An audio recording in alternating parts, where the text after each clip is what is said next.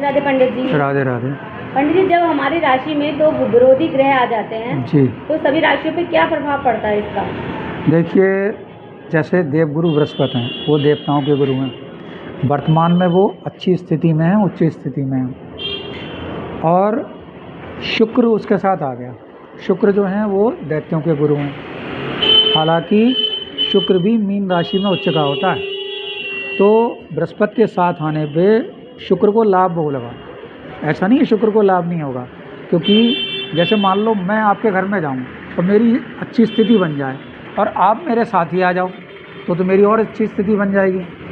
तो इसमें शुक्र कहीं से कहीं तक घाटे में नहीं है। अब इसमें क्या होगा, अगर राजनीतिक दृष्टि से देखें तो जो लोग कल तक लड़ रहे थे उनमें भी मित्रता की संभावना रहेगी, लेकिन ज़्यादा दिन तक नहीं, मात्र 30 दिन के आसपास तक।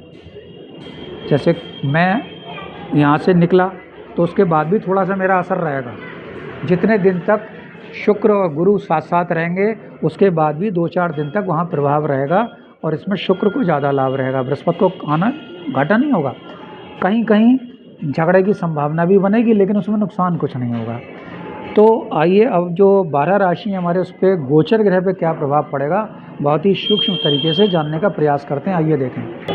तो शुक्र कर्क में आ रहा है 8 जून 2026 शाम 5:45 से, और 4 जुलाई 26 में 19:13 तक यहाँ रहेगा। इसके बाद वो शनि में आ जाएगा। इसको हम दोबारा फिर से रिपीट करते हैं। 8 जून 2026 से 4 जुलाई 2026 तक। अब पहले मेष राशि की चर्चा करते हैं। तो मेष राशि में यहाँ बृहस्पति उच्च की हो गई। 1 साल तक यहाँ घर में शुभ काम होंगे। अब यहाँ शुक्र साथ में आ गया, धन वाले भाव का स्वामी यहाँ पर आ गया साथ में। तो हम अपने धन को घर के कामों में खर्च करेंगे, घर के शुभ कामों में यहाँ खर्च करेंगे। और ये 7 नंबर का स्वामी भी यहाँ आ गया, यानी वो खर्च विवाह आदि कार्यों में होगा और घर की साज सज्जा को सजाने में, घर को व्यवस्थित करने में, इसमें खर्चा होना है, यानी शुभ कामों में या घर का खर्च होगा।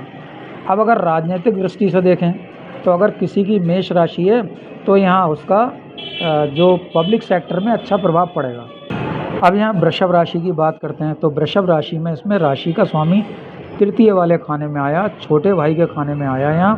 तो यहाँ छोटे भाई का, आपको छोटे भाई बहनों का यहाँ सहयोग मिलना है। दूसरा ये आया रोग वाले भाव का स्वामी, ऋण वाले भाव का स्वामी यहाँ पर इस वाले खाने में आया, यानी आपको रोग और ऋण, यानी रोग में कुछ पैसा आपको लगाना पड़ सकता है और कर्जा लेना तो बहुत मेहनत करना पड़ेगी, कर्जा तो नहीं मिलेगा। एक मोटी सी बात एक ये है कि आपको अपने छोटे भाई बहनों का यहाँ सहयोग मिलेगा। और बृहस्पति की यहाँ नीच की दृष्टि यहाँ पे आ रही है, तो पूजा पाठ आपको बढ़ानी पड़ेगी, वरना यहाँ पूजा पाठ में आपका मन नहीं लगने वाला। अब यहाँ थोड़ी सी चर्चा मिथुन राशि पे करते हैं।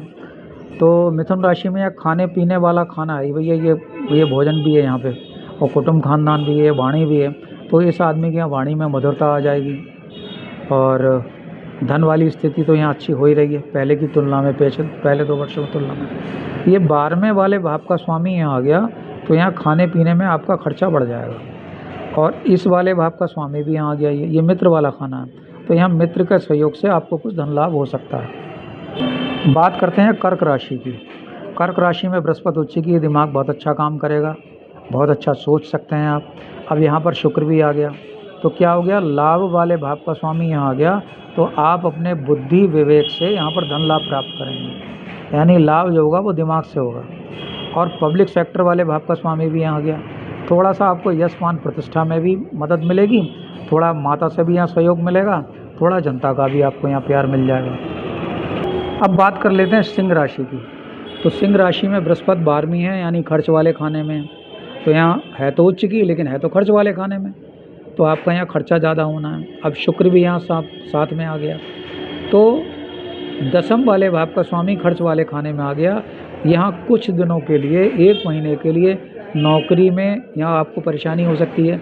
आपको ऐसा लगेगा मेरा जो नौकरी में यहाँ पे जाने वाली हो सकती है, लेकिन अगर आप 30 दिन संभाल लो तो यहाँ नहीं जाएगी। आपको अपने व्यापारिक काम से आपको बाहर जाना पड़ सकता है। और तृतीय वाले भाव का स्वामी भी खर्च वाले खाने में आ गया। छोटे भाई बहनों से यहाँ 30 दिन के लिए बहुत अच्छे संबंध ना रहने की संभावना है, क्योंकि खर्चा बहुत ज़्यादा होगा। आप अपने छोटे भाई बहन से कोई कर्जा मांग लोगे तो वो वहाँ संबंध खराब हो जाएंगे, लेकिन ये कुछ ही दिन के लिए है।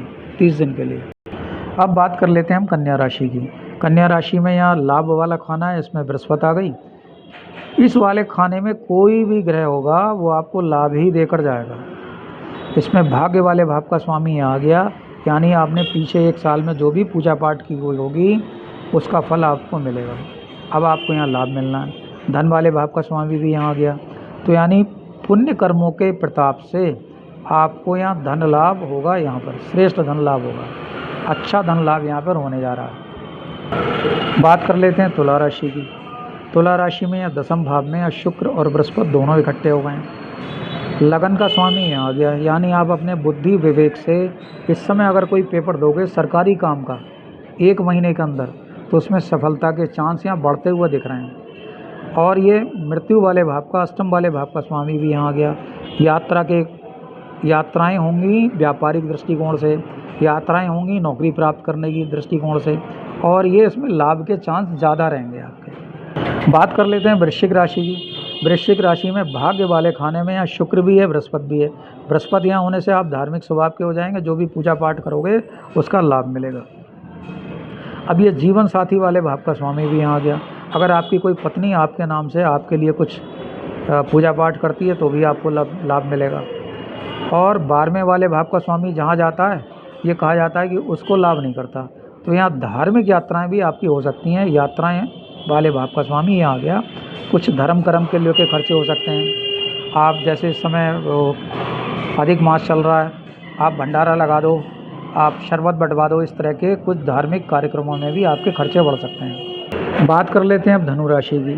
धनु राशि के यहाँ बृहस्पति 8वें वाले खाने में, ये फालतू खर्चा कराएगी और कर्ज कराएगी, लेकिन कर्ज कराएगी शुभ कामों में, यानी कोई गाड़ी लेना हो तो आप गाड़ी लेने का मन करेगा, मकान लेने का मन करेगा। यहाँ पर जमा धन पूंजी तक पूरी यहाँ पर नष्ट कर दोगे। अब यहाँ पर रोग ऋण वाले भाव का स्वामी यहाँ आ गया, तो ये ध्यान रखना है कहीं शुगर लो ना हो जाए।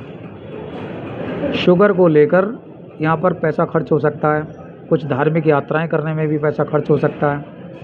और लाभ वाले भाव का स्वामी आ गया, लाभ प्राप्ति के लिए भी आपकी यात्राएं हो सकती हैं, लेकिन यहाँ पर इस 30 दिनों की यात्राओं में आप ये आशा ना करो कि आपको कुछ लाभ होगा या कुछ बचेगा, सिर्फ यात्राएं होंगी। बात कर लेते हैं मकर राशि की। तो मकर राशि के समय 7वें भाव में शुक्र आ गया, बृहस्पति यहाँ आ गया इस वाले खाने में, यानी पत्नी का व्यवहार मधुर हो गया। शुक्र यहाँ आ गया तो पत्नी का व्यवहार और मधुर हो गया। मित्र वाले भाव का स्वामी भी यहाँ आ गया, तो यहाँ कुछ मित्रों का आपको भी सहयोग मिल जाएगा। और ये 10वां भाव है, यहाँ व्यापार वाले भाव का स्वामी भी यहाँ आ गया, तो यहाँ कुछ मित्रों का सहयोग मिलेगा, कुछ आपको व्यापार में यहाँ वृद्धि हो जाएगी। और यहाँ पर पत्नी का भी आपको यहाँ सहयोग मिलेगा, यहाँ नुकसान आपको कुछ नहीं है। बात कर लेते हैं कुंभ राशि की।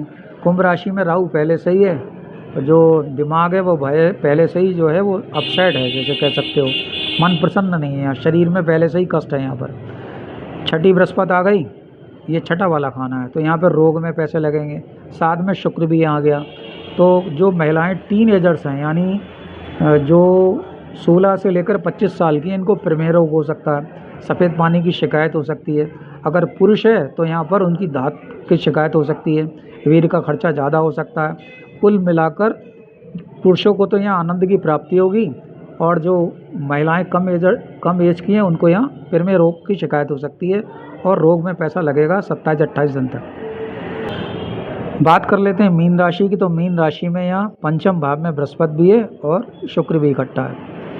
तृतीय वाले भाव का स्वामी यहाँ आ गया, तो छोटे भाई बहनों से यहाँ संबंध कुछ थोड़े से अच्छे हो जाएंगे। और ये मृत्यु वाले भाव का स्वामी भी यहाँ आ गया, तो आपका जो बालक है वो यात्राएं करेगा। ये बालक का वही है स्वामी, तो आपके बालक को कुछ यात्राएं भी होंगी।